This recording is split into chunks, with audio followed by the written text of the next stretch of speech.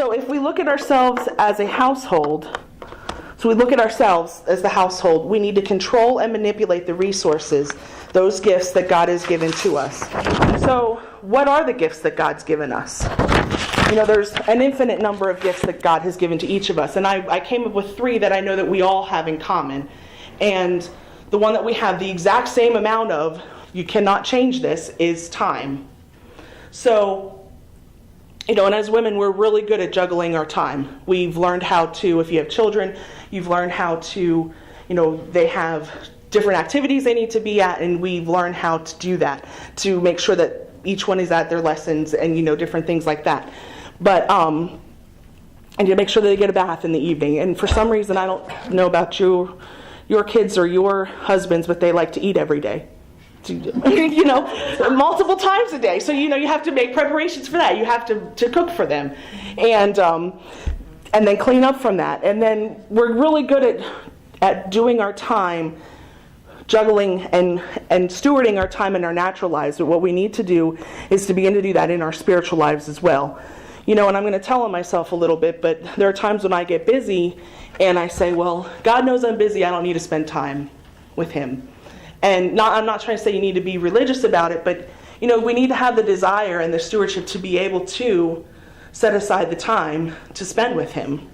Or you say, I just need to relax. I've been so busy and I just need my me time. And that's important. We need to be balanced in our time as well. But, we need to make sure that we are dedicating as much time to our spiritual lives as our natural lives.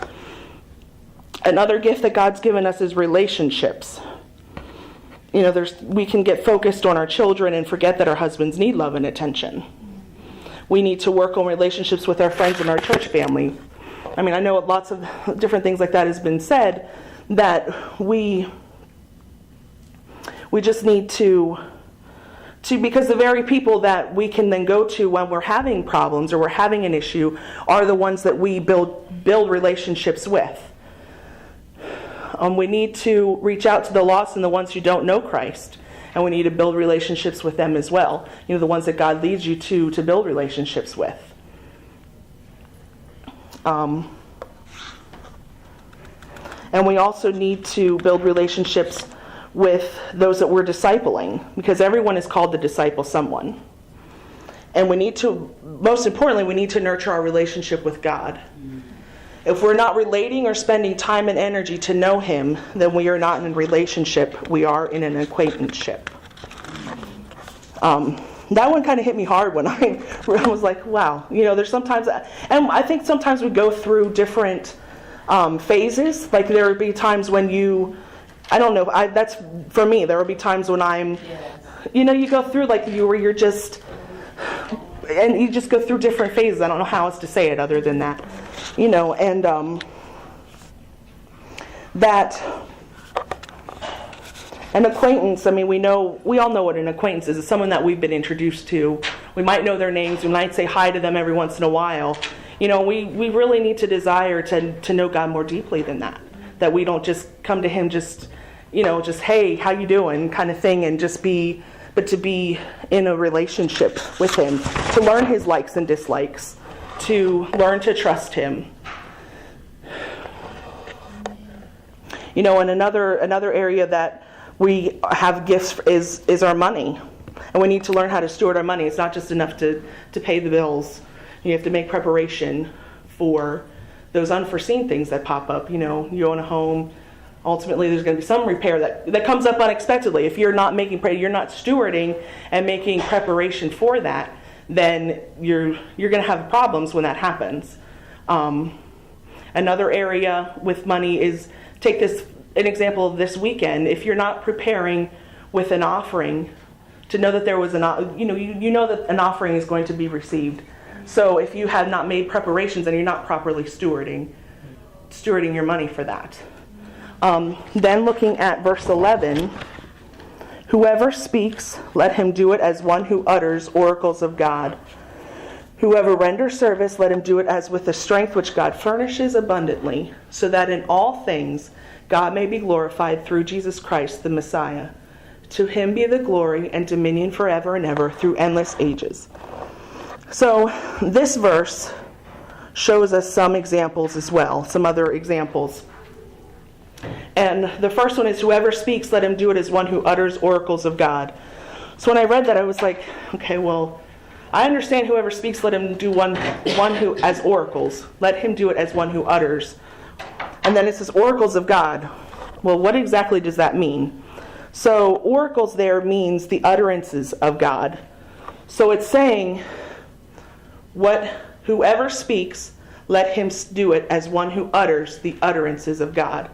It makes me think of when Jesus said, I only say what the Father says. I only do what the Father says. So when we're speaking, we need to make sure that when we're stewarding and being good stewards of our words, we're speaking what God is speaking in a situation. And then the second example in that verse is, whoever renders service, let him do it as with the strength which God furnishes abundantly. When we're helping someone or doing something for a ministry, we need to pull on the strength that God has given us in abundance. There's a more than enough strength.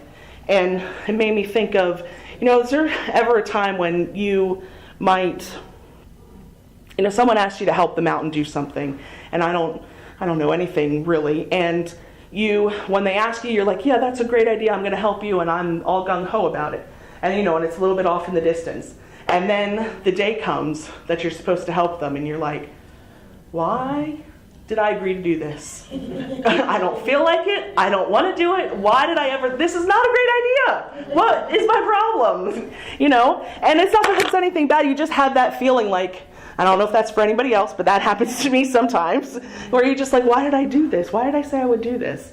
And, but what you need to do, and maturity says, well, let me just not show up and I just won't do it. Let me call them, whatever. Maturity says, well, let me pull my bootstraps. I said I was going to do it. My word is my word. So let me do it. And let me do it in an attitude that's the right way. Let me pull on the strength, because that's when you pull on God's strength to help you to go through that situation. And, and those times for me, when I have felt like doing it the least, is the very times when I am blessed the most.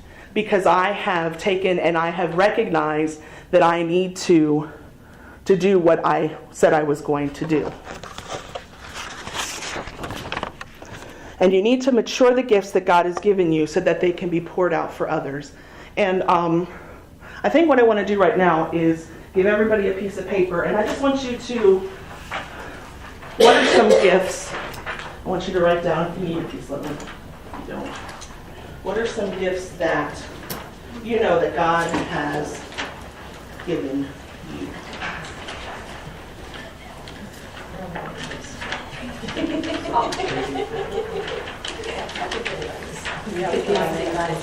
Yes.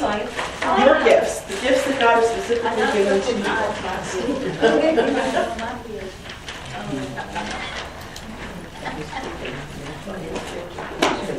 Does everybody have a pen? No, I'm not collecting. They're for you. No, I'm not collecting them.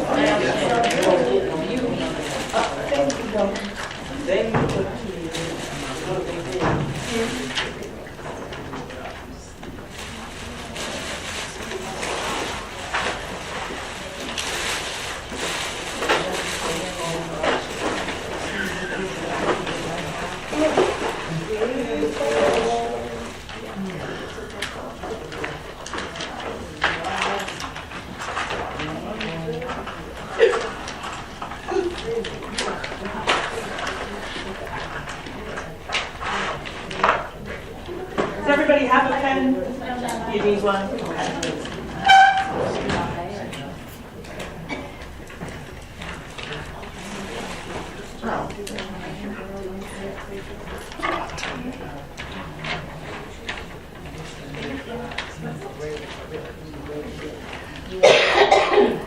That's coming out of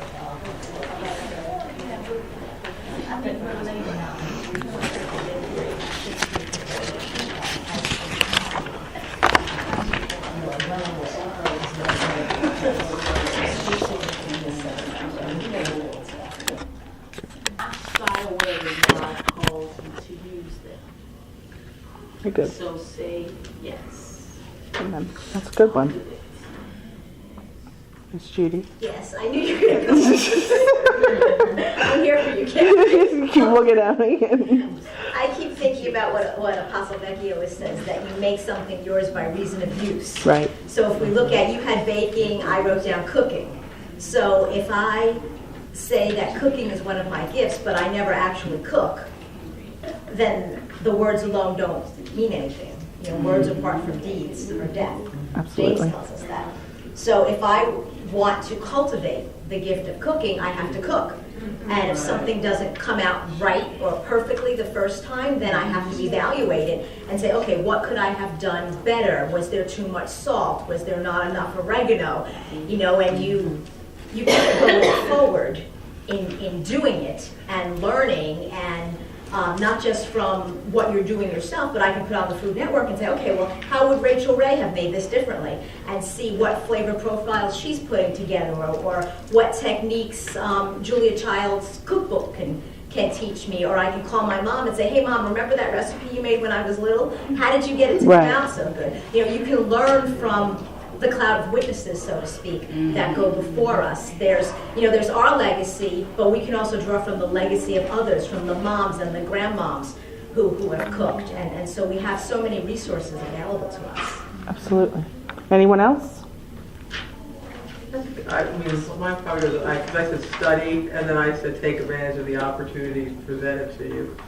Absolutely. And I think that's a big one, because, you know, it's easy to not want to do something because it brings fear or whatever, you think you can't do it. But Right.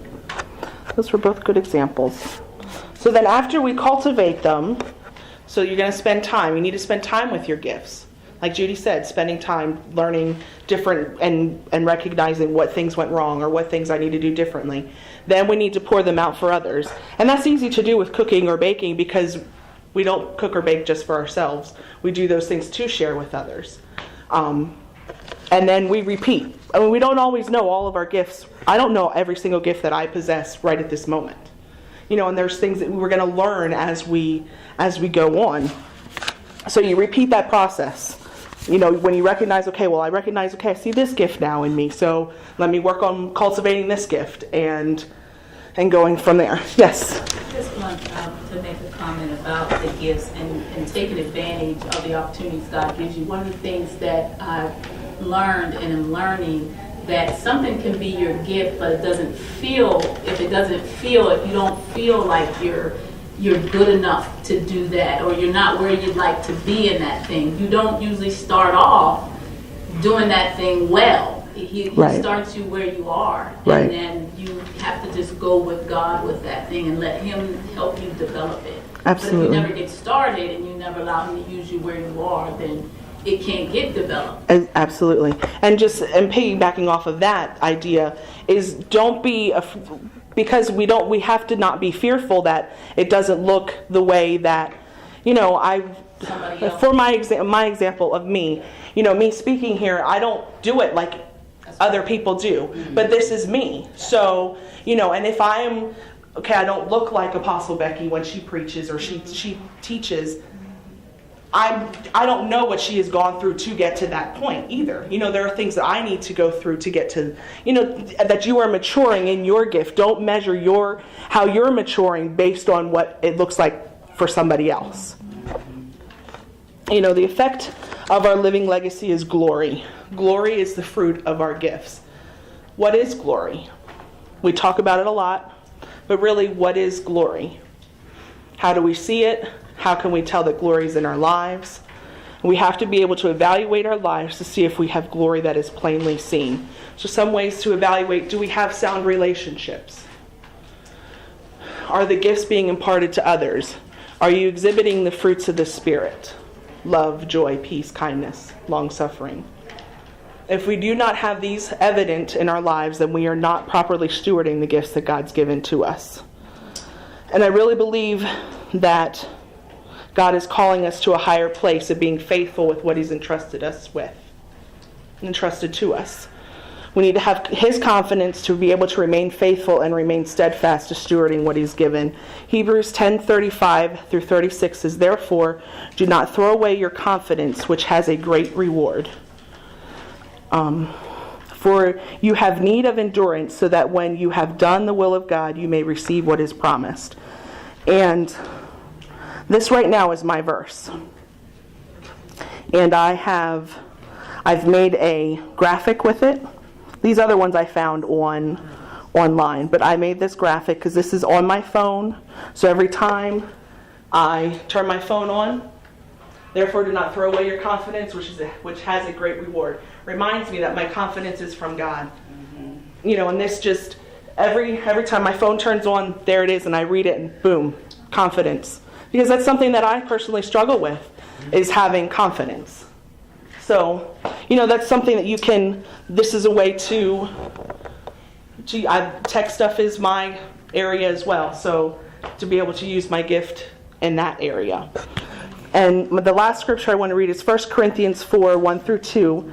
This is how one should regard us, as servants of Christ and stewards of the mysteries of God. Moreover, it is required of stewards that they be found trustworthy. So we need to be trustworthy, be found trustworthy with the gifts that He's given to us. And just to recap, how you measure your life will ultimately determine what you do with it. Our responsibility as God's elect is to properly steward the resources He has seen fit to bless us with. Our time, treasure, and talent all belong to Him and are earmarked, set aside for His special use. So my question was, what is a living legacy? And my answer, proper stewardship of all that He has masterfully entrusted to your care. So that's all I have.